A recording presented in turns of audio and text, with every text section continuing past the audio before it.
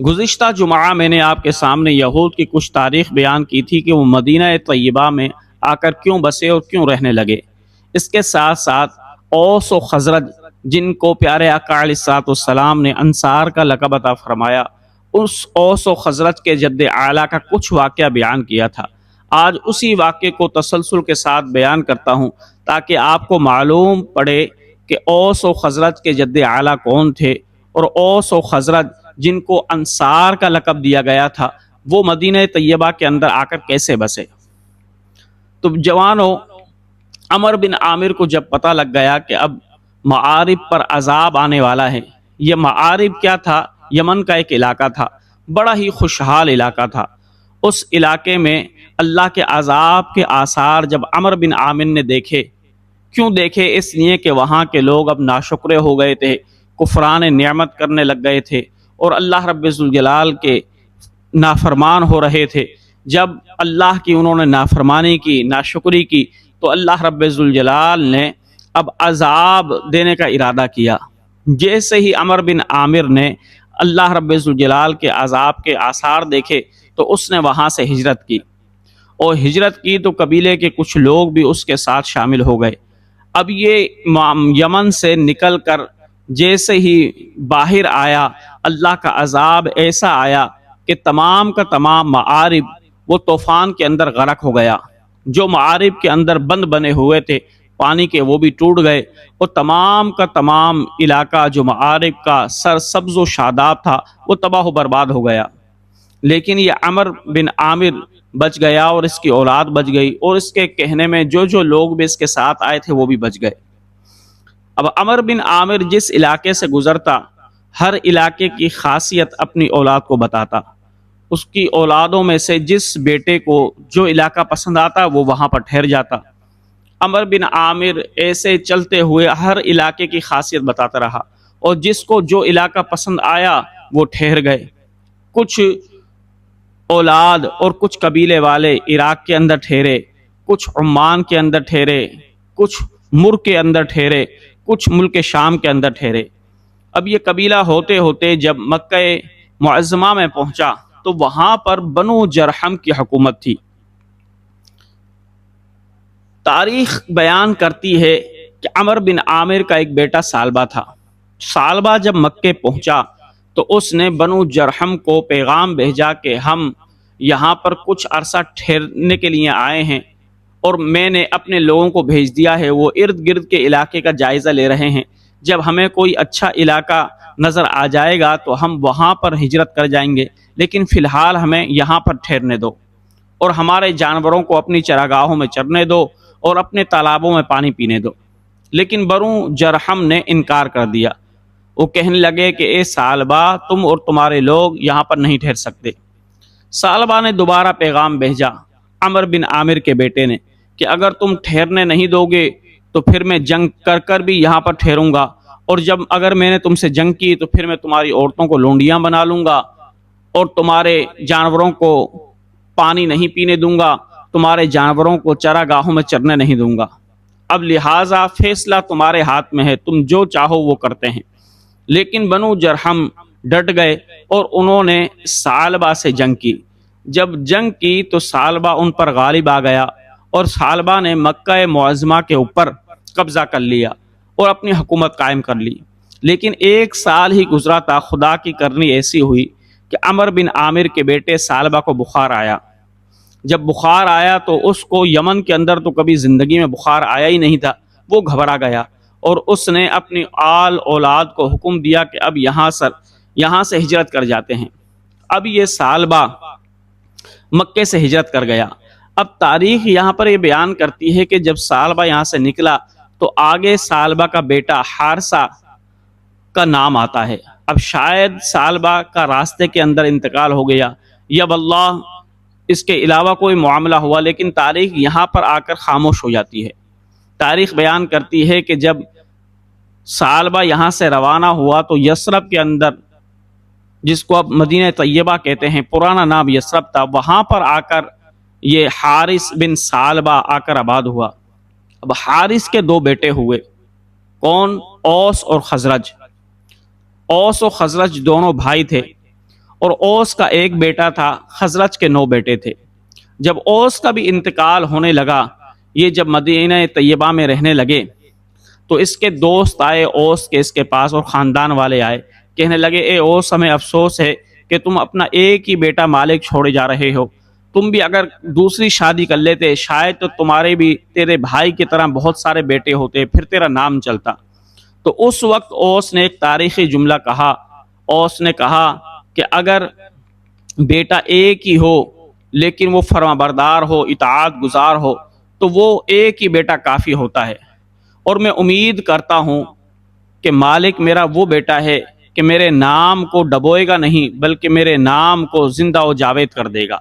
اور واقعی پھر تاریخ بیان کرتی ہے کہ مالک بڑا ہی نیکوکار بنا اور بڑا ہی نامور شخص بنا کہ جس کی وجہ سے اوس کا نام چلتا رہا۔ اب تاریخ بیان کرتی ہے کہ جب اوس و خزرج یثرب کے اندر رہنے لگے، تو جب یثرب میں پہنچے تو اس وقت یہودیوں نے تجارتی منڈیوں پر قبضہ کیا ہوا تھا، بازاروں کے اندر بھی انہی کی دکانیں تھیں، تمام زرخیز زمینیں بھی انہی کی تھیں۔ اب اوس و خزرج والے جب وہاں پر رہنے لگے تو کچھ دن تو غربت کے اندر گزارے اور ان کی خدمت کرتے ہوئے گزارے، کام کاج کرتے ہوئے گزارے، لیکن آہستہ آہستہ جب وہ طاقتور ہونے لگے، ان کا قبیلہ بڑھنے لگا، تو یہود نے پہلے تو ان سے دوستی کر لی، بنو قریظہ نے اوس سے کر لی، بنو نذیر نے خزرج سے کر لی، یوں دوستی چلتی رہی۔ لیکن جب یہود نے دیکھا کہ اب ان کا اثر رسوخ بڑھ رہا ہے، تو انہوں نے حسد کے مارے اوس اور خزرج کو لڑانا شروع کر دیا۔ وہ غیبتیں کرتے، چغلیاں کرتے، ایک دوسرے کی برائیاں بتاتے یہود، تاکہ یہ اوس و خزرج والے آپس میں ہی لڑ جائیں اور ہم ان کی لڑائی کے مزے لیں۔ جب اوس اور خزرج کی جنگ ہوتی تو یہ یہودی کبھی اوس کے ساتھ ہو جاتے، کبھی خزرج کے ساتھ ہو جاتے۔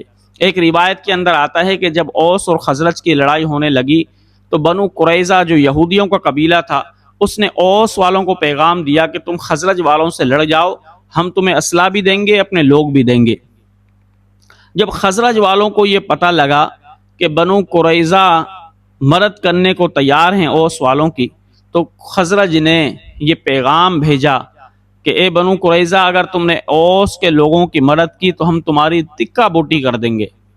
جب بنو قریظہ کے پاس یہ پیغام پہنچا تو انہوں نے ہیلا کرتے ہوئے، جھوٹ بولتے ہوئے کہا کہ نہیں، ہم تو اوس والوں کی کوئی مدد نہیں کریں گے، کوئی اسلحہ نہیں دیں گے، کوئی لوگ نہیں دیں گے۔ خزرج والوں نے کہا کہ ہمیں تمہاری اس بات پر یقین نہیں ہے، چلو اپنے 40 بچے ہمارے پاس فدیہ رکھاؤ، تاکہ ہم اگر دیکھیں گے تم نے اوس کی مدد کی ہے تو ہم تمہارے بچوں کو ذبح کر دیں گے، لیکن اگر مدد نہیں کرو گے تو ہم جنگ کے بعد تمہارے بیٹوں کو واپس لوٹا دیں گے۔ بنو قریظہ نے 40 بچے رکھوائے، کس کے پاس؟ خزرج والوں کے پاس۔ خزرج کا جو سردار تھا عبداللہ بن ابی سلول، خزرج والوں نے اس کے پاس یہ 40 بچے ٹھہرائے کہ تم ان کو اپنے پاس رکھو، ہم جنگ کرتے ہیں، اگر قریظہ والوں نے اوس کی مدد کی تو تم ان بچوں کو قتل کر دینا۔ اب خدا کی شان یہ دیکھیے کہ جب جنگ ہوئی اوس و خزرج والوں کی، پہلے تو خزرج والوں کا پلڑا بھاری رہا، لیکن پھر دوبارہ اچانک جنگ کا نقشہ پلٹا اور اوس کا پلڑا بھاری ہو گیا۔ جب اوس کا پلڑا بھاری ہوا تو قریظہ والے یہودی یہ تکبر کے اندر آ گئے اور کہنے لگے ہم تو مدد کریں گے۔ کسی نے ان لوگوں سے کہا کہ تم اگر اوس والوں کی مدد کرو گے تو خزرج والے تو تمہارے بیٹوں کو قتل کر دیں گے۔ تو ان یہودیوں نے کہا کہ یہ تو ہماری ایک رات کی مار ہے، ہم ایک رات اپنی بیویوں کے پاس گزاریں گے، پھر 9 ماہ انتظار کریں گے، ہمارے پاس بیٹے ہی بیٹے ہوں گے، ہمیں بیٹوں کی کیا پرواہ۔ ایسی حالت تھی یہود کی، یعنی اتنی بدترین حالت تھی، وہ لوگوں کی، عرب کی دشمنی میں، اوس و خزرج کی دشمنی میں اتنے آگے بڑھ چکے تھے کہ وہ کہتے تھے ہمارے بیٹے بھی مر جائیں لیکن ہم ان کو زیادہ سے زیادہ نقصان پہنچوائیں۔ اور یہ یہود کی تاریخ تھی کہ مکے کے اندر یہود بڑے ہی ظالم و جابر تھے۔ اب آپ کو میں ایک واقعہ بتاتا ہوں، آپ اس سے اندازہ لگائیں کہ یہود کتنے بڑے ظالم و جابر تھے۔ یہود کا ایک بادشاہ تھا الفتیون، اس کے بارے میں آتا ہے کہ اوس و خزرج کے علاوہ اس نے یہ اعلان کیا تھا کہ جو بھی دوسرے قبائل ہیں ان میں سے جس کی بیٹی کی بھی شادی ہوگی وہ سب سے پہلے ایک رات میرے پاس گزارے گی، پھر اس کے بعد وہ اپنے شوہر کے پاس جائے گی۔ اب یہ حکم کئی سالوں سے چل رہا تھا، لیکن اس کی جرت نہیں تھی کہ وہ اوس و خزرج والوں کو بھی اس کام کے اندر شامل کرے۔ لیکن جب اس کی سرکشی بڑھی، اس کی بغاوت بڑھی، اس کی نافرمانی بڑھی، تو اس نے اب یہ حکم جاری کیا کہ اب اوس و خزرج میں سے بھی جس کی لڑکی بھی شادی ہوگی اس لڑکی کی، تو پہلی رات وہ میرے پاس گزارے گی۔ جب اوس و خزرج والوں نے یہ سنا تو ان کی غیرت کو تو بڑا جوش آیا۔ روایت کے اندر آتا ہے کہ اوس و خزرج کو جو ملانے والا مالک بن عجلان تھا، اس نے اپنی بہن کی شادی کی تاریخ طے کی کسی آدمی سے، عرب سے ہی۔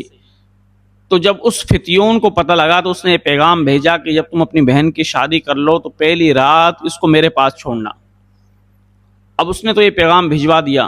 اب شادی سے ایک دن پہلے مالک بن عجلان کی بہن نے کیا کیا، وہ باہر نکلی اور اپنی پنڈلی سے کپڑا ہٹا دیا۔ جب کپڑا ہٹایا تو مالک بن عجلان دوستوں کے ساتھ بیٹھا ہوا تھا، اس کو بڑا غصہ آیا تو وہ گھر پر آیا تلوار لے کر اور کہنے لگا، اے بہن میں تجھے قتل کر دوں گا، تو نے یہ کیا حرکت کی ہے؟ تو نے تو میری غیرت کا جنازہ نکال دیا۔ تو بہن نے پرجلال لہجے کے اندر کہا کہ اے مالک، ابھی صرف میں نے پنڈلی ظاہر کی ہے تو تیری غیرت کا جنازہ نکل گیا۔ یہ بتا کل رات کو جب میں بادشاہ فتیون کے پاس جاؤں گی، وہ میری عزت کو تار تار کرے گا، کیا اس وقت تیری غیرت کا جنازہ نہیں نکلے گا؟ جب یہ سنا مالک نے تو مالک کہنے لگا، تم فکر نہ کرو، میں نے اس کا بندوبست کر لیا ہے۔ جب دوسرا دن آیا، فتیون کی عورتیں مالک کی بہن کو لے کر جانے لگیں، کیونکہ وہ دلہن بن چکی تھی۔ تو مالک نے بھی زنانہ لباس پہنا اور اپنی بہن کے ساتھ چل دیا۔ فتیون کی عورتیں جب مالک کی بہن کو کمرے میں بٹھا کر باہر چلی گئیں تو مالک اسی کمرے کے اندر چھپ گیا، اور جب بادشاہ آیا تو مالک نے اس بادشاہ کی گردن اڑا دی۔ یہ اوس و خزرج کی غیرت تھی۔ یوں اوس و خزرج مدینے کے اندر رہے، جنگ و جدال بھی ہوتا رہا، لڑائیاں بھی ہوتی رہیں، لیکن ایک وقت ایسا آیا کہ جب نبی پاک صلی اللہ علیہ وسلم مدینہ طیبہ کے اندر آ گئے تو اوس و خزرج کے اندر ایسی بھائی چارگی قائم کر دی کہ اللہ رب ذوالجلال فرماتا ہے، یا ایھا الذین آمنوا اذکروا نعمت اللہ علیکم، اے ایمان والو، وہ کتنی بڑی نعمت تھی کہ جب تم ایک دوسرے کے دشمن تھے، اللہ رب ذوالجلال نے تمہارے دلوں کے اندر الفت ڈال دی اور تم بھائی بھائی ہو گئے۔ تو جوانوں، یہ اوس و خزرج کی کچھ تاریخ تھی کہ وہ یمن سے آتے آتے مدینہ طیبہ کے اندر کیسے بسے، اور پھر پیارے آقا علیہ الصلوۃ والسلام نے اوس و خزرج والوں کو انصار کا لقب عطا فرمایا۔ کیوں عطا فرمایا؟ اس لیے کہ انصار نے، اوس و خزرج والوں نے پیارے آقا علیہ الصلوۃ والسلام کی اطاعت کی، پیارے آقا علیہ الصلوۃ والسلام کی مدد کی، پیارے آقا علیہ الصلوۃ والسلام کے لیے اپنی جانوں کو قربان کیا، تو پیارے آقا علیہ الصلوۃ والسلام نے ان کو انصار کا لقب عطا فرما دیا۔